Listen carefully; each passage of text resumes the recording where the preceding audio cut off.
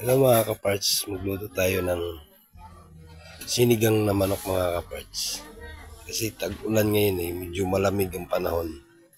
Yan ang pinakamasarap ngayon yung maasim-asim na manghang. Yun po ang gusto natin ngayon mga kaparts kasi malamig ang panahon. May bagyo kasi.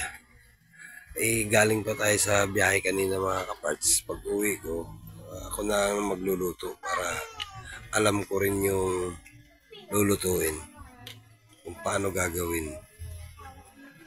Ayan, yung kita natin kanina mga kaparts, parang tamang-tama lang pangkain Hindi naman tayo makaipon sa ganun na hanap buhay, kundi araw-araw lang makakain tayo. Ayan mga kaparts, hinahalo-halo natin para yung lasa niya manunuot sa laman. Kaparts, nilagay na natin yung talbos ng kamote. Pinakamasarap yung mga kaparts. Yung musok-usok pa Tapos medyo madilaw-dilaw yung sabaw kasi ginisa muna natin sa mantika. Saka nilagay natin yung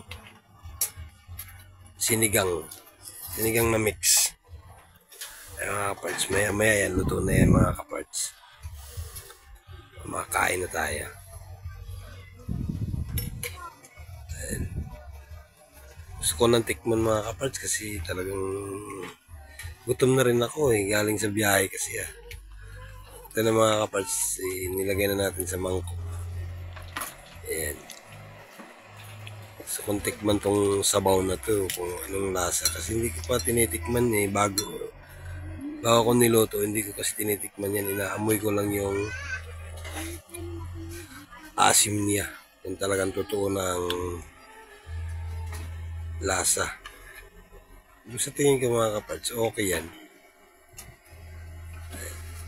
Nakikita ko naman talaga na medyo malasa siya.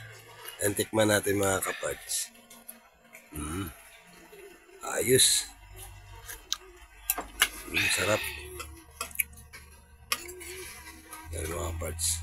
Kainan na ito mga kaparts, kainan na tayo.